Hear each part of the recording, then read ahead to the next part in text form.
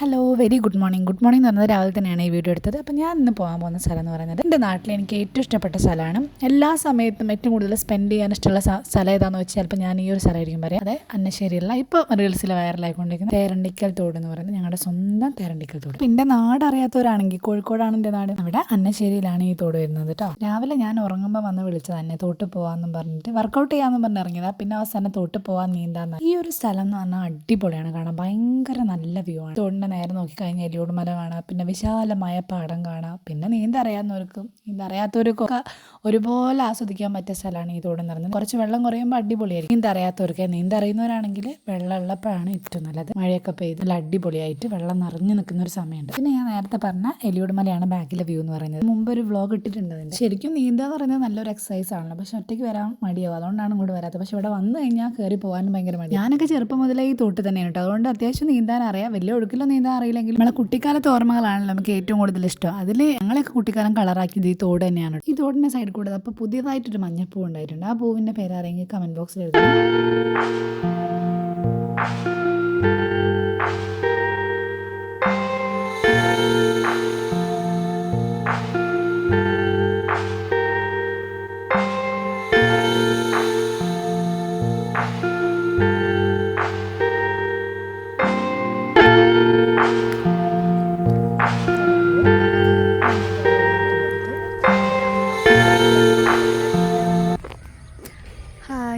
Hi എന്നൊന്നുമല്ല, ഇതാണ് ഞങ്ങളുടെ സ്വന്തം തേരണ്ടിക്കൽ തോട് എന്ന് പറയുന്നത്. നല്ല വ്യൂ ആണ്. എലിയോട് മല കാണാൻ പോകുന്നു. ഇങ്ങോട്ടേക്ക് നോക്കിയാൽ മുമ്പ് ഈ പൂവില്ലേ, ഈ പൂവ് പറിക്കാൻ വേണ്ടിയിട്ട് കൂടെ ഞങ്ങൾ വരുമായിരുന്നു. ഓണാകുന്ന സമയത്ത് മഞ്ഞപ്പൂവ് അന്നൊന്നും ഞങ്ങൾ പറിച്ചിട്ട് തന്നെയായിരുന്നു പൂവിട, കടയിലൊന്നും പോയിട്ട് വാങ്ങുന്നില്ലേനും. പിന്നെ ഞങ്ങൾക്ക് തോട്ടിൽ ഒറ്റയ്ക്ക് വരാൻ പാടിയാണ്. അർച്ചന ഹായ്. ഇവിടെ ഉള്ളപ്പോൾ ഞാൻ തോട്ടിലേക്ക് വരിക. ശരിക്കും ഞാനൊരു എക്സ്ട്രോവേർട്ട് ആണെങ്കിലും തോട്ടിൽ വരുമ്പോൾ ഇവിടെ വേണം, അല്ലെങ്കിൽ ഇൻട്രോവേർട്ട് അടിക്കും. അതുകൊണ്ട് ഇവിടെ കൂട്ടും.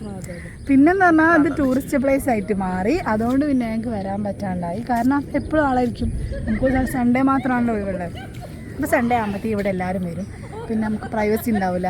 അപ്പോൾ പിന്നെ പാടെ ഉദ്ദേശിച്ച് ഈ കൊല്ലം ഞാൻ ഈ തോട്ടിലേക്ക് വന്നിട്ടേ ഇല്ല. തേരണ്ടിക്കൽ തോട്ടിനെ കുറിച്ച് പറയുകയാണെങ്കിൽ ഒരുപാട് കഥകൾ പറയാനുണ്ട് കേട്ടോ, കുറേ കഥ പറയാനുണ്ട്. കാരണം ഞാനും എൻ്റെ ഫ്രണ്ട്സൊക്കെ ഇവിടെ തന്നെയായിരുന്നു. കുളിക്കാനായിട്ട് ഞങ്ങൾ വരും. കുളിക്കാനും തിരുമ്പാൻ അലക്കുക കേട്ടോ. കാണുന്നുണ്ടോ, തോട് കാണാൻ അടിപൊളിയാണ്. പക്ഷേ ഇവിടെ ടൂറിസ്റ്റ് പ്ലേസ് ആയി. മറ്റ് 24 അന്ന് ഇതൊക്കെ ഇട്ട് ന്യൂസൊക്കെ കൊടുത്തതിന് ശേഷം ഇവിടെ ഫുൾ ആളായി. പിന്നെ ഞങ്ങൾക്ക് ആർക്കും ഇങ്ങോട്ട് വരാൻ പറ്റാണ്ടായി. ഞാൻ പറയുകയാണെങ്കിൽ എൻ്റെ ചെറിയ കാലത്ത്, അതായത് കുട്ടിക്കാലത്തൊക്കെ ഞങ്ങൾ സ്കൂൾ വിട്ട് കഴിഞ്ഞിട്ട് നേരെ വരും. രമേശേട്ടൻ്റെ മാവിൻ്റെ അടുത്ത് മാങ്ങയൊക്കെ പറിച്ച് ഉപ്പൊക്കെ എടുത്തിട്ട് പൊതിഞ്ഞ് കൊണ്ടുവരിക ചെയ്യും. എന്നിട്ട് ഒരാഴ്ച തിന്നാൻ വേണ്ടി നോക്കും. അതിൽ ഞാൻ, വിഷ്ണുപ്രിയ, കിങ്ങിണി, പിന്നെ ലീനു ഉണ്ടായിരുന്നു. അവളെ മാമൻ്റെ വീട് ആണ് ഇവിടെ. അപ്പോൾ വെക്കേഷൻ അവൾ വരുമ്പോൾ ഞങ്ങൾ ഇവിടെ വരുമായിരുന്നു. പിന്നെ ഞാനും എൻ്റെ ബെസ്റ്റ് ഫ്രണ്ട് ഉണ്ടായിരുന്നു, മോട്ടി. ഇപ്പോൾ എല്ലാവരും കല്യാണം കഴിഞ്ഞ് സെറ്റിൽഡായി. അവർ ഹസ്ബൻഡിൻ്റെ വീട്ടിൽ അവിടെ ഇവിടെ കുട്ടികളൊക്കെ ആയിട്ട് നിൽക്കുകയാണ്. ഞാൻ മാത്രം ഇവിടെ തന്നെ ഉണ്ട്. എൻ്റെ കല്യാണം വരാൻ പോകുന്നു. പക്ഷെ ഞാൻ ഈ നാട് വിട്ട് എവിടെയും പോകുന്നില്ല. എനിക്ക് തോട് എന്ന് പറഞ്ഞാൽ ഭയങ്കര ഇഷ്ടമാണ്. ഞാൻ എൻ്റെ ഫ്രണ്ട്സൊക്കെ വരുന്ന സമയത്തേ അവരൊക്കെ ഇവിടെ കൊണ്ടുവരും കേട്ടോ. അങ്ങനെ അവർക്കും ഭയങ്കര ഇഷ്ടമാണ് ഈ തോട്.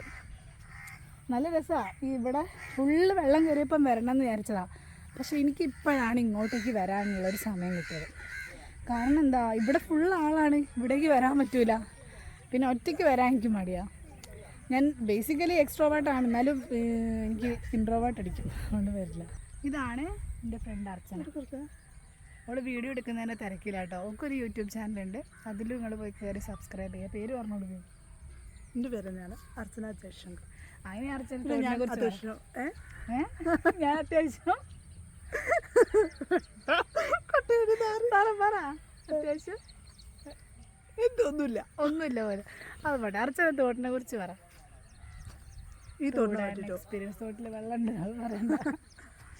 ഈ തോടിനെ പറ്റി ഞാൻ ഫസ്റ്റ് ഇവളെ കൂടെയാണ് തോട്ടിൽ വരുന്നത്. അതെ, ഞാനാണ് തോടിവൊക്കെ ഇൻട്രൊഡ്യൂസ് ചെയ്തത്. അതെ, അതിനുശേഷം ഈ തോട് എൻ്റെ എല്ലാ വ്ളോഗിലും ഉണ്ടാവാറുണ്ട്, എൻ്റെ എല്ലാ വീഡിയോസിലും ഉണ്ടാവാറുണ്ട്, എല്ലാ ഫോട്ടോസിലും ഉണ്ടാവാറുണ്ട്. ഇത് കൂടുതൽ എന്തെങ്കിലും പറയണ്ടേ. ഇനി ഞങ്ങൾ ഈ തോട്ടിലേക്ക് ചാടുന്നതായിരിക്കും. ഞാനും ചാടും, കൂടെ അർച്ചനയും ചാടും. പിന്നെ കാണിച്ചു തരാണ്. നേരെ നോക്കി അന്നശ്ശേരി പാലം കാണാം കേട്ടോ. ഇവിടുന്ന് ഞാൻ കാണുന്നില്ല, എന്നാലും ആ ബിൽഡിംഗ് ഒക്കെ അന്നശ്ശേരി പാലം. പിന്നെ കാണാൻ പറ്റുക എലിയോട് മല കാണാം. കാണുന്നുണ്ടോ? ഈ ഭാഗമാണ് നല്ലതിൻ്റെ. എലിയോട് മരം കാണാം. പിന്നെന്താ കാണാം, അവിടെ ഒരു ഫുട്പാത്തൊക്കെ ഉണ്ട്. ആ ഫുട്പാത്തിനാണ് എൻ്റെ തന്നെ ചാനലുണ്ട്, ഞാൻ കുറച്ച് ഡാൻസൊക്കെ കളിച്ചിട്ടുണ്ട്. ആ വീഡിയോ ഒക്കെ അവിടെ നിന്ന് എടുത്തത്. പിന്നെ ഞാൻ പറഞ്ഞില്ലേ എൻ്റെ ഫ്രണ്ട് മോട്ടി എന്ന് പറഞ്ഞില്ലേ, മോട്ടി ഞാനും എപ്പോഴും വൈകുന്നേരം വന്ന്, അതായത് വെക്കേഷനൊക്കെ ആയ സമയത്തൊക്കെ വൈകുന്നേരം വന്നിട്ട് ഞങ്ങൾ അവിടെ പോയിരുന്നിട്ട് ഇങ്ങനെ കഥ പറയുന്നു. വായി നോക്കിയ കഥകളായിരിക്കും കേട്ടോ അധികം പറയാനുണ്ടായിരുന്നു. നല്ല ക്ലൈമറ്റാണ് ഗൈസ് ഇവിടെ. ഇവിടെ എന്നല്ല, അങ്ങനെയല്ല, മഴയൊന്നുമില്ല, വെയിലുമില്ല, പക്ഷേ മഴക്കാറുണ്ട്. പക്ഷെ എൻ്റെ ഒരു ആഗ്രഹം, ഇവിടെ മഴയത്തൊക്കെ ഞാൻ ഇവിടെ ഇഷ്ടംപോലെ നിന്നുണ്ട്, എന്നാലും ഇവിടെയൊക്കെ ഫുള്ള് വെള്ളമായിട്ട് ഇങ്ങനെ മൂടിക്കിടക്കുന്നൊരു സമയമുണ്ടേ. ആ സമയത്ത് വരണം എന്നാണ് എൻ്റെ ഒരു ആഗ്രഹം. പക്ഷെ അത് നടന്നില്ല. അത് നടക്കുമായിരിക്കും, ഞാൻ അവിടെ തന്നെ ഉണ്ടല്ലോ. പിന്നെ അവിടെ കുറേ മീനൊക്കെ ഉണ്ട്. അങ്ങനെ ഞങ്ങൾ വെള്ളത്തിൽ ഇറങ്ങാൻ പോവുക. അവിടെ ഞാൻ എന്തിരാൻ പോവാം, എന്തില്ല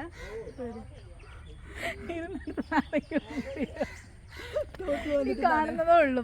ആള് ഭയങ്കര എന്താ പറയുക, ലോലത്തിൽ എനിക്ക് പേടി സീറോ കോസ്റ്റ് ബുദ്ധി എന്ന് അറിയില്ല. നല്ല ഒഴുക്കുണ്ട്, നല്ല ഒഴുക്കുണ്ട് വെച്ചാൽ നല്ല അടിയൊഴുക്കുണ്ട്. അടിയൊഴുക്കൊന്നുമില്ല. അതായത് ഞാൻ അത്ര എന്താ കോൺഫിഡൻസ് അല്ല സ്വിമ്മിങ്ങിന്റെ കാര്യത്തില്. കുറച്ച് എനിക്ക് കാലെത്തുന്ന സ്ഥലത്ത് ഞാൻ അങ്ങനെയാണെങ്കിൽ ഇവിടെ ഇറങ്ങൂല, ഇവിടെ കാലെത്തുന്നൊന്നുമില്ല. അത് ഇവിടെ ഹൈറ്റിന് എത്തൂല, എൻ്റെ ഹൈറ്റിന് എത്തും.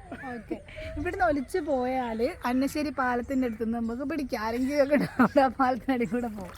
അല്ലെങ്കിൽ വേറെ ഒഴുകി പാവേച്ച് ഞാൻ അവിടെ എത്തുണ്ടാവും.